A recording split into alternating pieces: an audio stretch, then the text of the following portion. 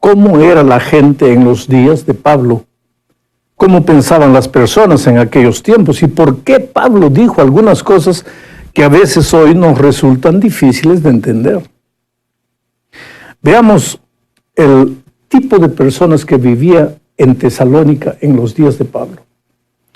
Mira, Tesalónica era una metrópoli cosmopolita, habitada por gente de todo el mundo conocido de aquel tiempo. Allí en Tesalónica vivía gente de por lo menos 4 tipos.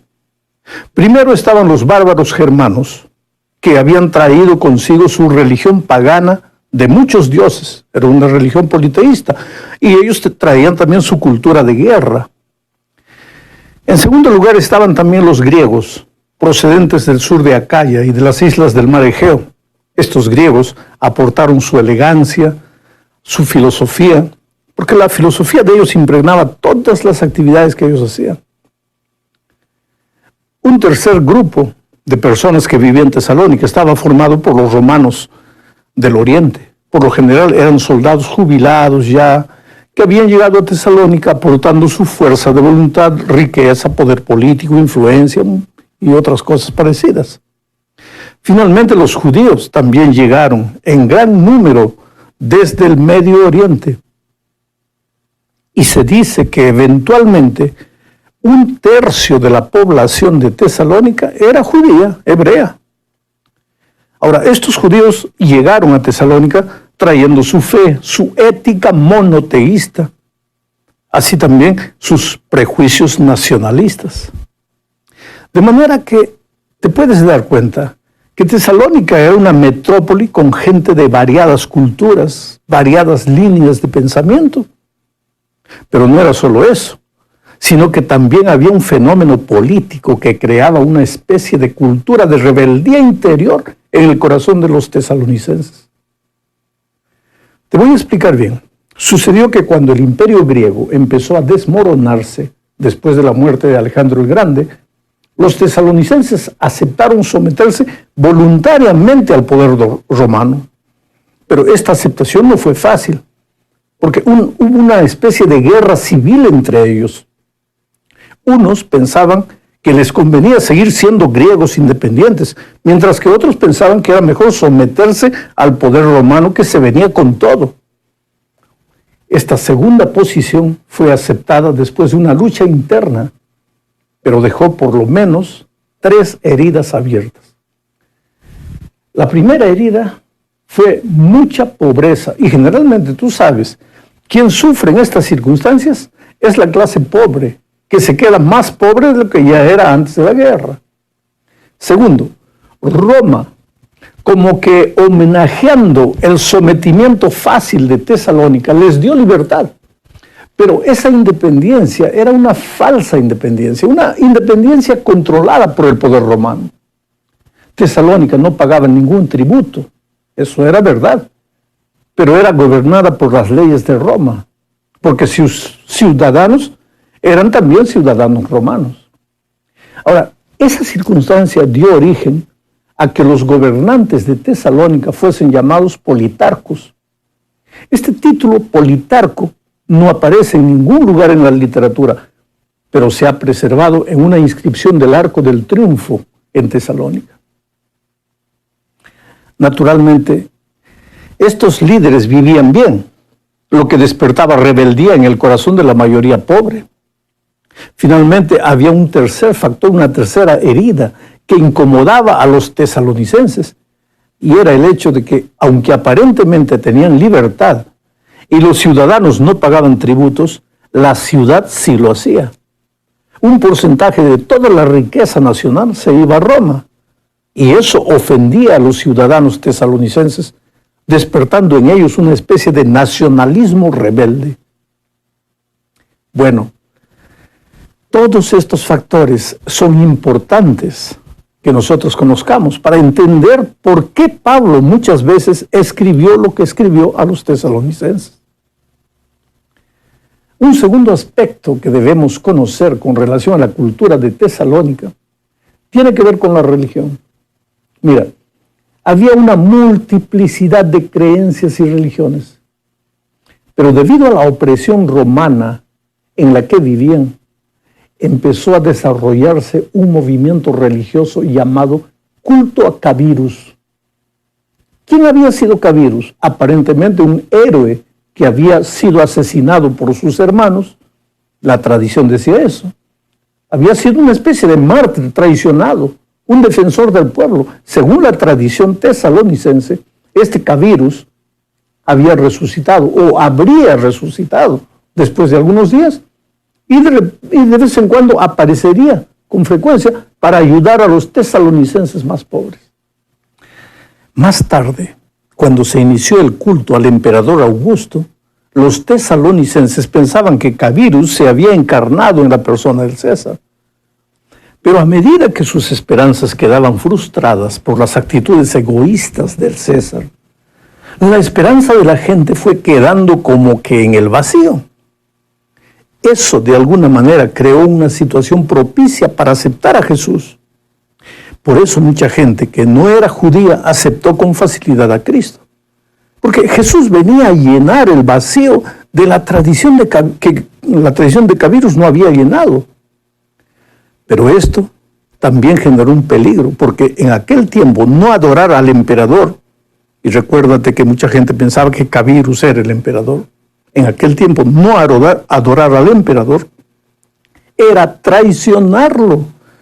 Y traicionar al poder de Roma en aquel tiempo era un suicidio prácticamente. Y el cristianismo, aunque llenaba el vacío del corazón de la gente, por toda esta razón comenzó a ser considerado una especie de religión de rebeldía al poder de Roma. Tú te das cuenta que la tradición de Cabirus de alguna manera ayudó, pero de alguna manera también dificultó las cosas. Bueno, en la tercera parte vamos a leer Primera a los Corintios, capítulo 9, versículos 22 y 23. Dice lo siguiente: me he hecho débil a los débiles, para ganar a los débiles. A todos me he hecho de todo, para que de todos modos salve a algunos. Y esto hago por causa del Evangelio, para hacerme copartícipe de él. En este texto podemos ver la increíble capacidad de Pablo de adaptarse a las personas con las cuales trabajaba. Él no predicaba simplemente por predicar, no. Él tomaba el Evangelio y lo adaptaba a la cultura de las personas con las cuales trabajaba. Permíteme imaginar a Pablo llegando a Tesalónica y hablando de la siguiente manera. Yo voy a colocar las palabras en la boca de Pablo. ¿Oyeron ustedes hablar de Cabirus? Al decir esto, todas las personas prestaban atención porque todos abrigaban de alguna forma la esperanza de la llegada de Cabirus, el héroe libertador. Pero entonces, cuando la atención de las personas ya se había despertado, Pablo presentaba a Jesús como el verdadero libertador y el único capaz de llenar el vacío del corazón del alma. Por eso tuvo éxito Pablo en Tesalónica. Él no llegó combatiendo las ideas del pueblo, sino que tomó sus creencias y a partir de allí los condujo a la verdad. Trayendo la lección para nuestros días, por ejemplo, ¿cómo podemos atraer la atención de una persona que adoró a la Virgen María toda su vida? ¿Vamos a atraer la atención de esa persona justamente hablando mal de la Virgen María o diciendo que no se la debe adorar? Claro, la verdad es una cosa, pero ¿cómo debe ser usada la verdad? Con inteligencia. ¿O cómo podemos ganar la confianza de un devoto del Papa justamente hablando mal de él? Necesitamos acercarnos de las personas como quien las ama, y porque las personas son la cosa más linda que Dios tiene en esta tierra y debemos amarlas y respetar su manera de pensar, su manera de creer. Debemos acercarnos de las personas para hablar de los puntos que tenemos en común.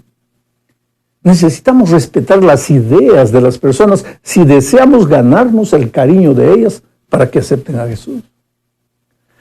Hablemos ahora de cómo los filósofos de los tiempos de Pablo trabajaban. Mira, las calles de Tesalónica en aquellos tiempos se transformaban a partir de una determinada hora del día en foros públicos. Un grupo por aquí, otro por allá. A veces parecía un loquerío. Todos deseaban ser oídos. Los filósofos y maestros de aquellos tiempos deseaban ganar discípulos porque vivían de las ofrendas que los discípulos les daban. Bueno, Pablo también usó el método de predicar en la calle y en las plazas. Pero eso era común en aquellos días, solo que Pablo era diferente. Y era diferente por varios motivos. Primero, él no se limitaba a predicar en las plazas, sino que también se reunía en las casas de los creyentes, algo que los filósofos no hacían. En segundo lugar, Pablo formaba una comunidad de creyentes a quienes les aconsejaba salir del mundo, entre comillas. O sea, les aconsejaba formar parte de un pueblo especial, con un estilo de vida diferente, con expectativas diferentes. A eso se le comenzó a llamar iglesia, que viene del griego eclesía, que significa los que fueron llamados. Finalmente, Pablo no solo exponía su mensaje, como los filósofos, sino que persuadía a sus oyentes a aceptar a Cristo. ¿Sabes, querido? La diferencia entre un discurso y una predicación es el propósito final. El discurso tiene como propósito la exposición de un tema. La predicación tiene como objetivo comprometer a la persona con el mensaje que oyó. Hoy es el día de buena nueva, hoy es el día de salvación. Hoy, no mañana, no el próximo año. Hoy, ahora. No puedes irte a la casa sin aceptar a Jesús. Eso es lo que Pablo hacía y los filósofos no lo hacían. Ahora, si tú eres un predicador y me estás escuchando, recuérdate, ¿cuál es el objetivo de la exposición del tema cuando subes al púlpito? ¿Simplemente exponer un tema y decir que Dios les bendiga? ¿Este es mi deseo y oración? No. El propósito final del mensaje es comprometer a la persona. Y no puedes salir del púlpito sin haber invitado a las personas a aceptar el mensaje que acabas de presentar, porque has hablado en el nombre de Dios con la Biblia abierta.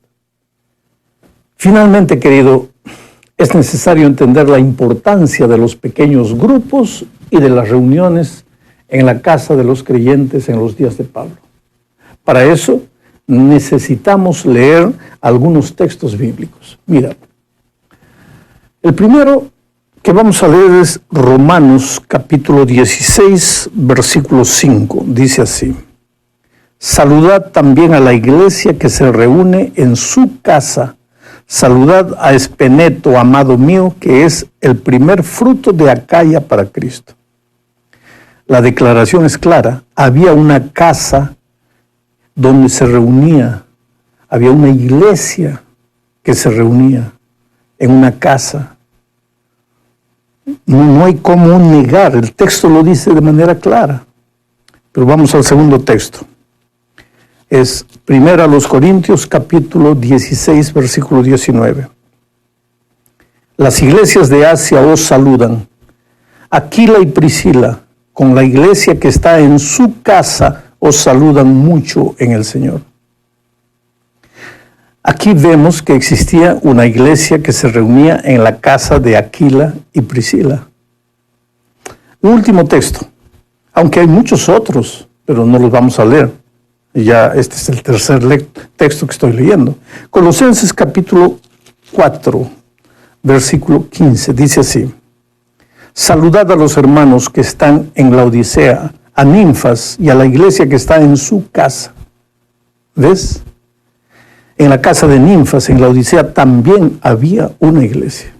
Bueno, querido, el hogar, la familia, era el núcleo del sistema social greco-romano y estaba conformado por una serie de lazos y relaciones consanguíneas.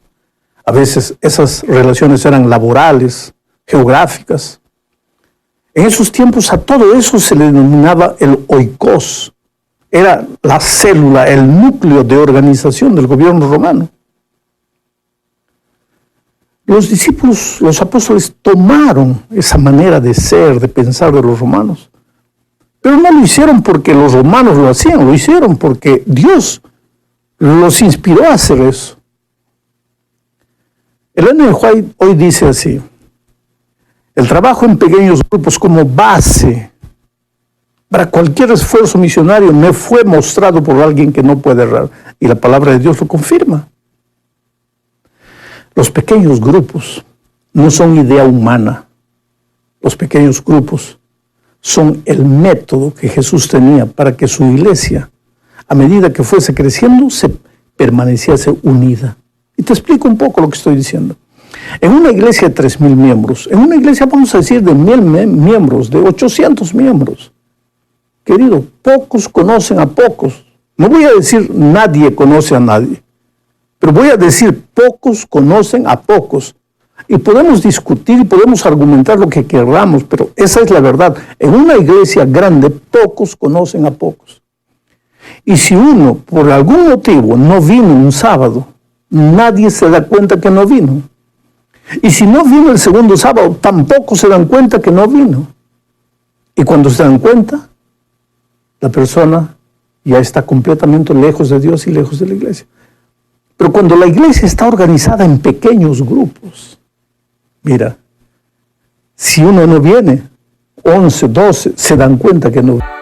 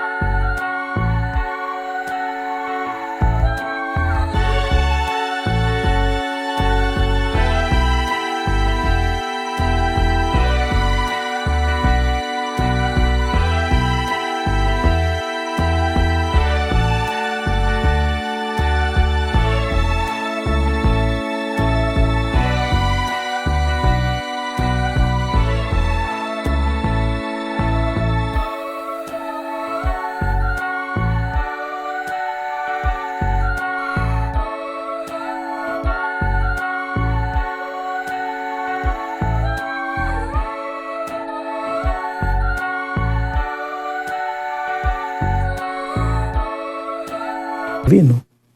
Y pueden extenderle los brazos y pueden ayudar a esa persona. Por otro lado, en una iglesia de 800, ¿cuántos van a participar activamente? 50.